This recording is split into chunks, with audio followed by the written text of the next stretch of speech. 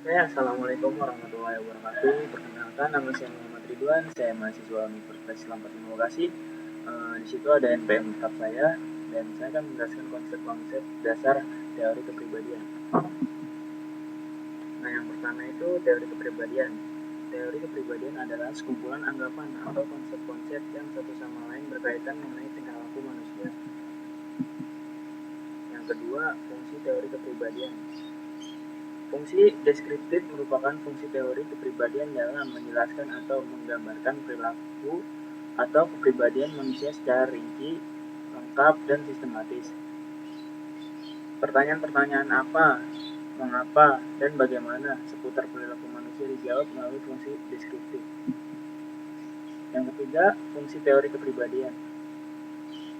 Fungsi prediktif atau kepribadian selain harus bisa menjelaskan tentang apa, mengapa, dan bagaimana tingkah laku manusia sekarang, juga harus bisa memperkirakan apa, mengapa, dan bagaimana tingkah laku manusia di kemudian hari. Dengan demikian, teori kepribadian harus memiliki fungsi prediktif. Yang keempat, dimensi-dimensi teori kepribadian. Pembahasan tentang struktur yaitu aspek-aspek kepribadian yang bersifat relatif, stabil, dan menetap, setara yang merupakan unsur-unsur pembentukan sosok kepribadian. Pembahasan tentang proses yaitu konsep-konsep tentang motivasi untuk menjelaskan dinamika tingkah laku atau kepribadian. 5. Dimensi-dimensi teori kepribadian. Pembahasan tentang pertumbuhan dan perkembangan yaitu aneka perubahan pada struktur sejak masa bayi sampai mencapai keemasan. Perubahan-perubahan pada proses yang menyertainya sebagai berbagai faktor yang menentukan.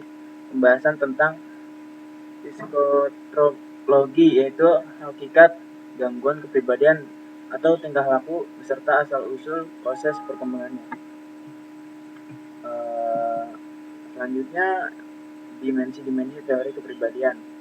Pembahasan tentang perubahan tingkah laku yaitu konseptuasi tentang bagai tingkah laku bisa dimodifikasi atau diubah. Yang ketujuh itu kepribadian. Kepribadian atau sifat dan tingkah laku seseorang yang membedakannya dengan orang lain. Integrasi karakteristik dari struktur-struktur, pola tingkah laku, minat, kemampuan, dan potensi yang dimiliki seseorang. Segala sesuatu mengenai diri seseorang sebagaimana diketahui oleh orang lain. 8. Perubahan kepribadian. Nah, faktor fisik, gangguan otak, kurang gizi, mengkonsumsi obat-obatan terlarang, dan gangguan organik, atau karena kecelakaan atau sakit. Faktor lingkungan sosial budaya, situasi politik, ekonomi, keamanan individu dan kelompok. Mohon maaf karena terganggu ini kurang jelas. Dan dilanjut, kelompok yang menyebabkan rasa cemas, stres, dan masalah sosial, faktor diri, tekanan emosional atau frustasi berkepanjangan, proses identifikasi atau imitas atau miniur. Yang 9, karakteristik kepribadian yang sehat dan sakit. Mampu menilai diri secara realistik, menilai diri apa adanya, baik kelebihan maupun kekurangannya, menyangkut fisik dan fisik maupun menilai situasi secara realistik, menerima situasi atau kondisi kehidupan secara realistik dan menerimanya secara wajar dan tidak mengharapkan situasi tersebut sebagai sesuatu yang harus sempurna. Yang 10, tidak sombong, angkuh apabila mencapai keberhasilan. Fungsi dan frustasi dan rendah diri apabila mengalami kegagalan tetapi tetap optimis mandiri.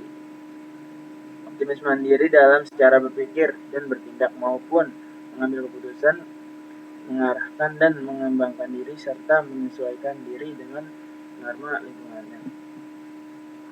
Yang ke-11, dapat mengontrol emosi.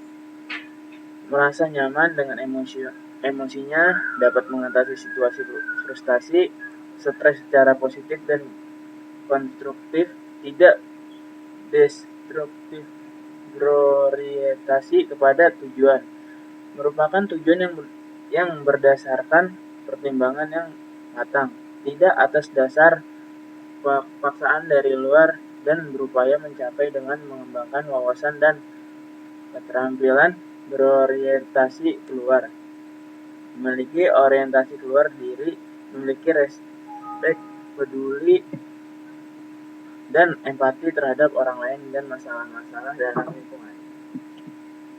Yang kedua, penerimaan sosial. Terlibat dalam kegiatan sosial.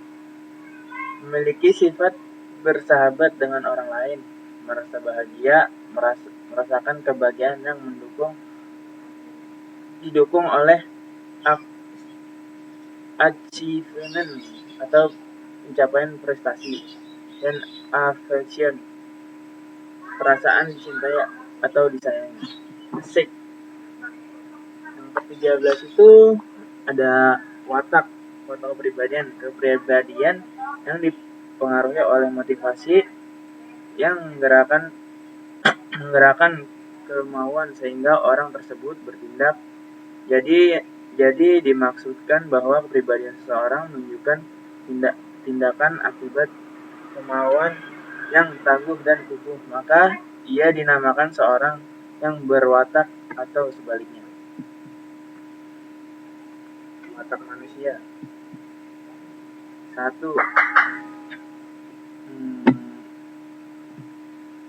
Sanguinius, orang yang suka bicara,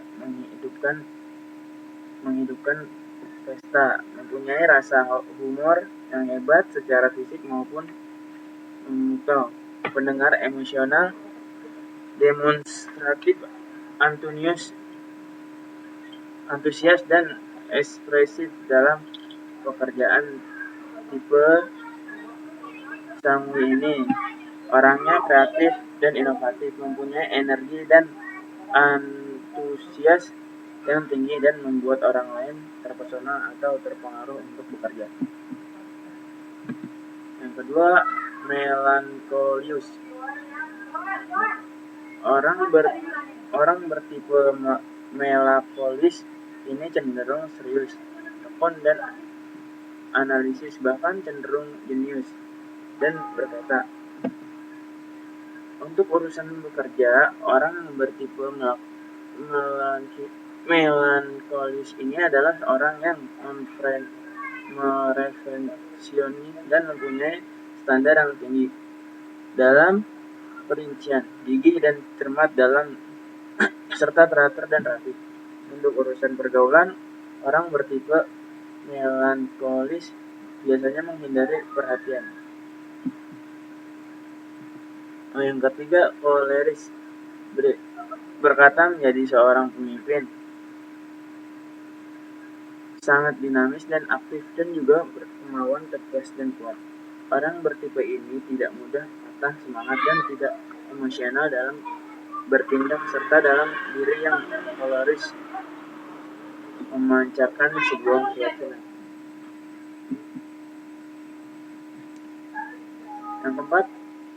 Yang keempat itu phlegmatis. Kepribadian dari phlegmatis adalah rendah hati, mudah bergaul dan santai, diam dan tenang, serta sabar, baik hati. Untuk urusan pekerjaan, orang bertipe ini mudah dalam mencapai kata sepakat, mempunyai kemampuan administratif, dan juga bekerja di bawah tekanan.